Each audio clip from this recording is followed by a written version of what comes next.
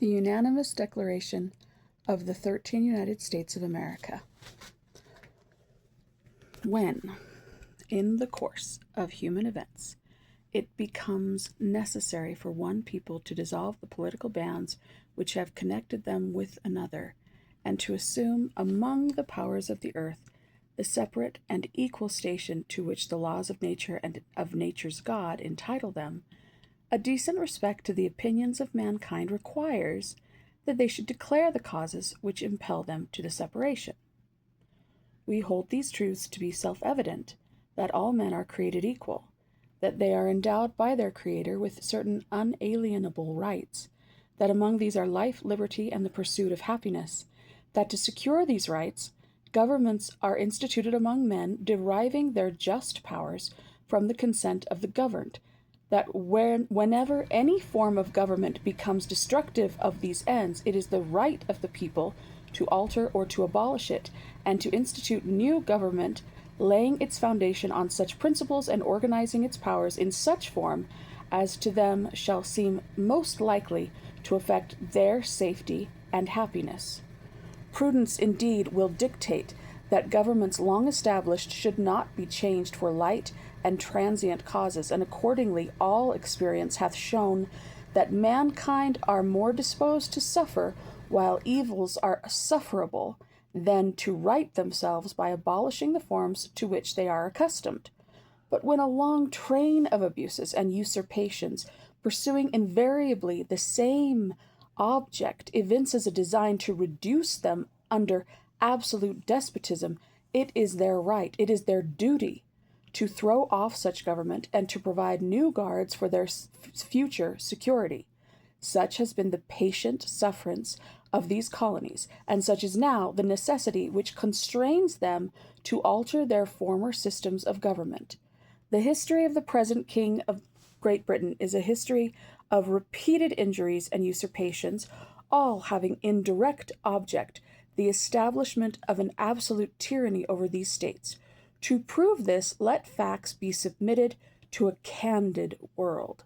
He has refused his assent to laws, the most wholesome and necessary for the public good. He has forbidden his governors to pass laws of immediate and pressing importance, unless suspended in their operation till his assent should be obtained, and when so suspended he has utterly neglected to attend them. He has refused to pass other laws for the accommodation of large districts of people, unless those people would relinquish the right of representation in the legislature, a right inestimable to them and formidable to tyrants only. He has called together legislative bodies at places unusual, uncomfortable, and distant from the depository of their public records for the sole purpose of fatiguing them into compliance with his measures. He has dissolved representative houses repeatedly for opposing with manly firmness his invasions on the rights of the people. He has refused for a long time after such dissolutions to cause others to be elected, whereby the legislative powers, incapable of annihilation, have returned to the people at large for their exercise, the state remaining in the meantime exposed to all the dangers of invasion from without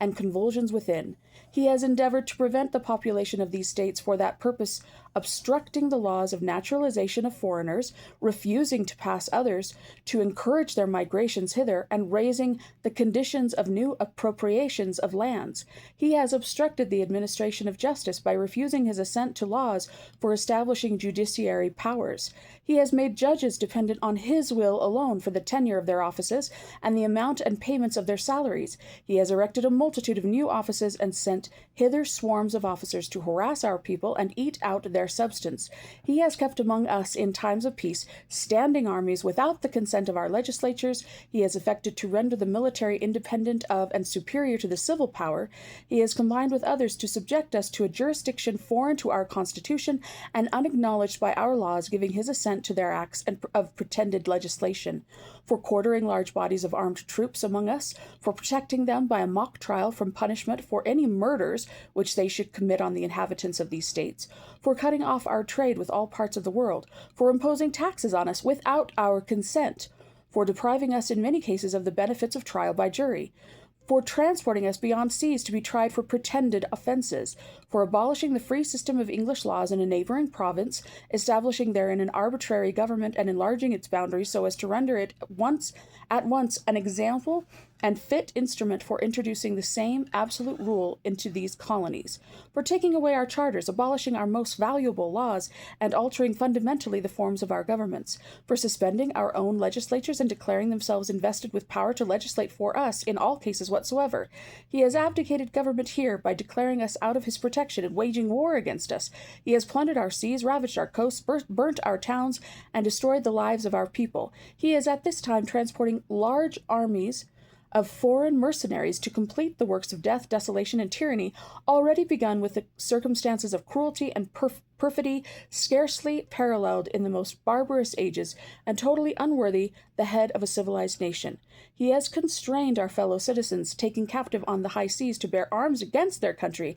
to become the executioners of their friends and brethren, or to fall themselves by their hands. He has excited domestic insurrections among us, and has endeavored to bring on the inhabitants of our frontiers the merciless Indian savages, whose known rule of warfare is an undistinguished destruction of all ages, sexes, and conditions. In every stage of these oppressions, we have petitioned for redress in the most humble terms. Our repeated petitions have been answered only by repeated injury. A prince whose character is thus marked by every act which may define a tyrant is unfit to be the ruler of a free people. Nor have we been wanting in attentions to our British brethren. We have warned them from time to time of attempts by their legislature to extend an unwarrantable jurisdiction over us. We have reminded them of the circumstances of our immigration and settlement here. We have appealed to their native justice and magnanimity, and we have conjured them by the ties of our common kindred to disavow these usurpations which would inevitably interrupt